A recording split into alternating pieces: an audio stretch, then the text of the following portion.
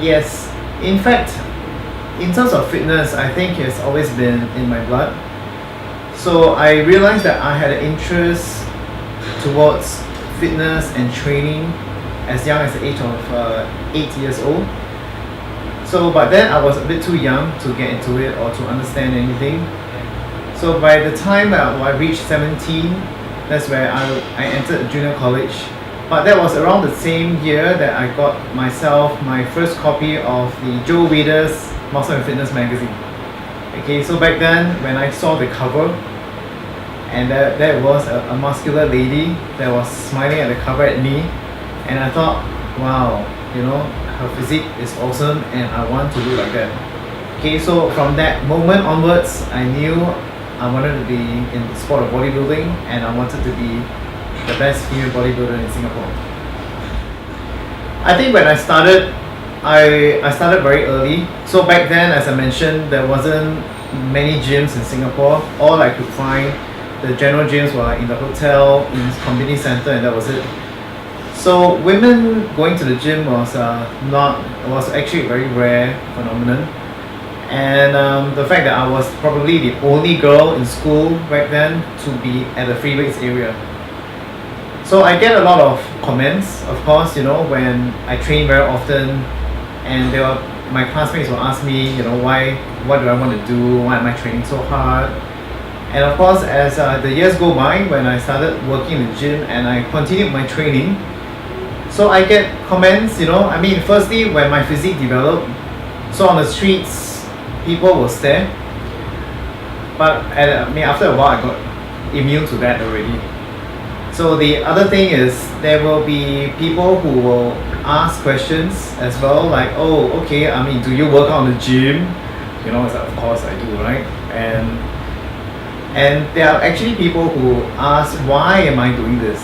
Because it's a sport for men. So, but I took it as a positive challenge, because the more questions that I got in that nature, it makes me more determined to prove people wrong, and that the sport of bodybuilding does not take away your femininity as a woman. Okay, in fact, having the strength will give you more confidence as a female, and confidence is sexy. That's what I think. Well, as the first IFBB Pro, of course, I'm very happy, and that was my ultimate goal that I've given myself. Okay, in fact, actually, I was hoping to achieve that in the mid-30s, but of course, it took a little bit longer than I expected. So, anyways, I'm there, and this doesn't mean the end, because it's just a new beginning. It felt similar to the time when I decided to compete in the US, when I was doing Asia for 10 years. Okay, it's a new venture to me. So likewise, in the pro stage going forward, it's going to be a new beginning.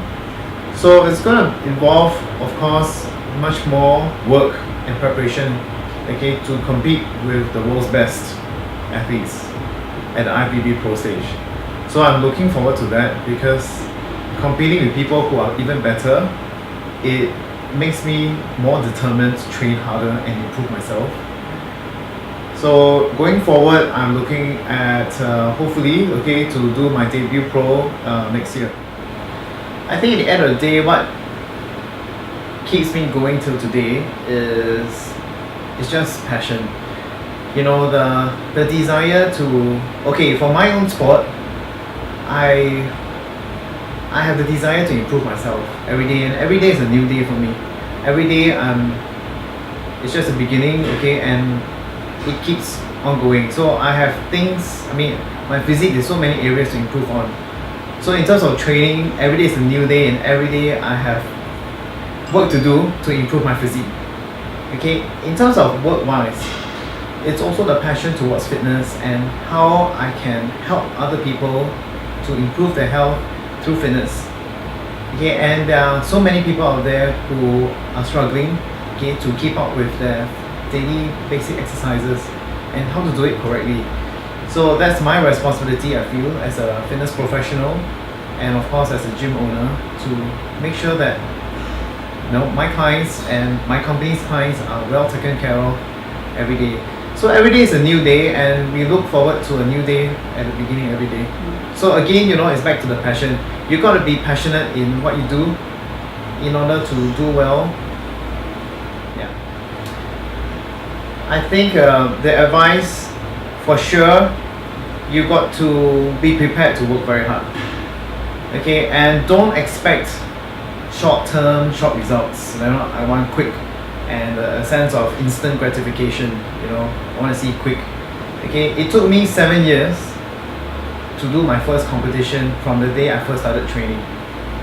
And I took 7 years because I knew I wanted to be the best, and I want to be the best on stage the very first time I step up. Okay, so it took me 7 years, and my very first show, I went to Asia and I won the Asian Championship gold medal in my first show. Secondly, you need to be humble. Okay, I think that's a very important trait to have as a successful athlete. Okay, never forget, your roots, where, who has helped you. Okay, be open for learning. Okay, explore and work with people that you trust, and be open for feedback and comments, so how to improve yourself. And of course, thirdly is, again, once you're committed, you just got to be very disciplined. Okay, and be focused, don't deviate. Okay, and there are sacrifices to be made. Okay, for example, like if you are preparing for a show, or if you're just changing your lifestyle by eating better, eating clean, so to speak, right? So that requires changes to your lifestyle, and stick in there and make it a lifestyle.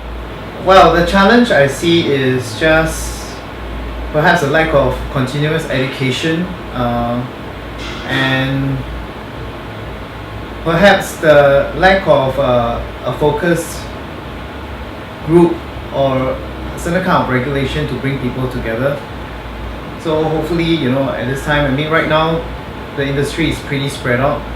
So it'd be good to see a more cohesive community within the industry itself. Okay, and the ultimate aim is that we need to, make the public aware that fitness is for everybody. Okay, it's not just bodybuilding or people who want to compete. As long as someone who goes to the gym, who works with weights, it's about building their health. Okay, and that's for fitness, and it's a fitness for the masses also. So people have to understand that, and people in the fitness community need to lead by example. Okay, by portraying the positive image of fitness, what kind of health benefits it brings to the man on the street. Okay, so that more and more people will be taking up resistance training, in their lifestyle. Okay, I think as a typical lady, my legs respond very well. So in terms of the stage presentation, I think my legs are one of my strongest assets when it comes to delivering the cuts and the muscularity.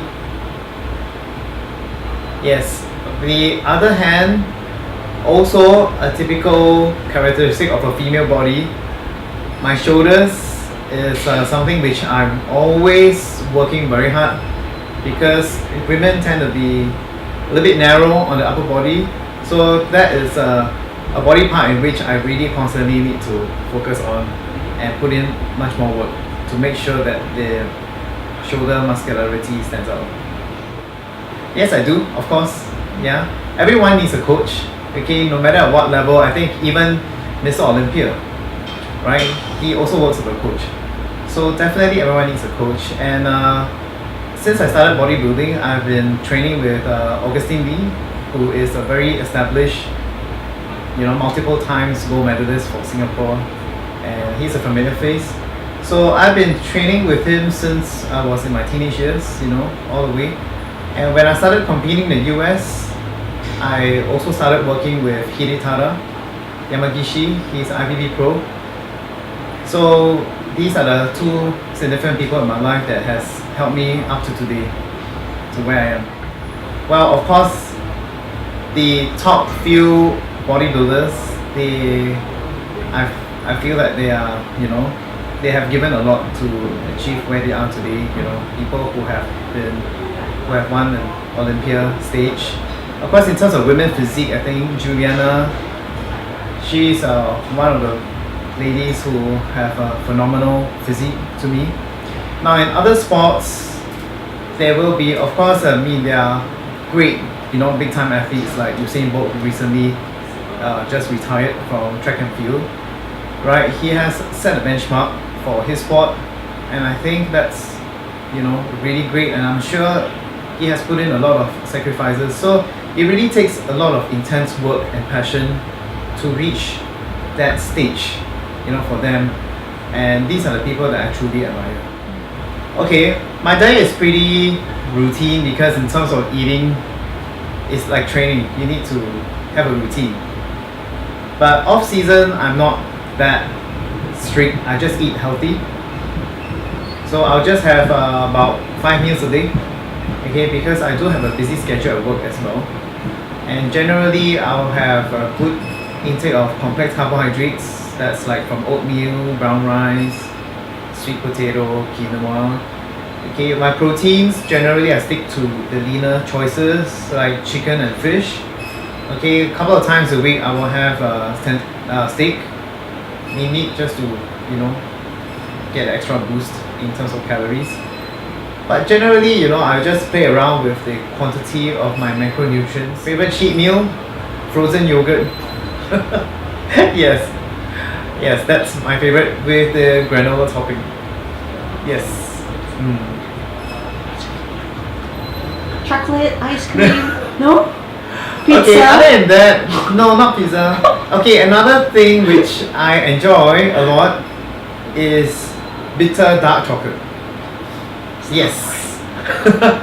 But I have that a couple of times a week, just a square. To me, that's a very big treat already. Okay, my message is, when it comes to your own personal fitness, the biggest competitor is actually yourself. You got to look from within, okay, and keep looking in the mirror and say, where can I improve? Because changes will have to start from yourself. Okay, be it physical or be it in terms of relationship with people, your communication with people. Okay, you got to start from yourself. If you want to be better physically, you need to change your training, change your diet. Okay, first look at yourself. If you want to improve your relationship with your colleagues, okay, with your clients, it has to start from yourself too. How you communicate, how are you relaying the message to them, the way you speak, right? And the language that you use. Okay, so it has to start from within, and the main thing is to bring out this positive energy, and everything should be about positivity. Positive in terms of health, positive in terms of fitness, positive in your relationships, positive in your friendships. So start with yourself. Oh yes, I mean, this is like the most anticipated show of all time, right? It was since 2011 when IFBB had the first local show in Singapore, and since then we didn't have any national shows until now. So it's a 7-year, or 6-year long wait. And that's, I'm really looking forward to the athletes that will be competing then, because this is a rare chance, a first opportunity for them to be able to be on stage with the IFBB in Singapore. Yeah, and this will be a beginning of many more shows to come, I'm sure. Okay, and then look forward to a really exciting show, the Show of Strength. Okay, October 7th. Yes. At Marina Bay Sands. So if by the time the bar closes and you feel like falling down, I'll carry you home tonight.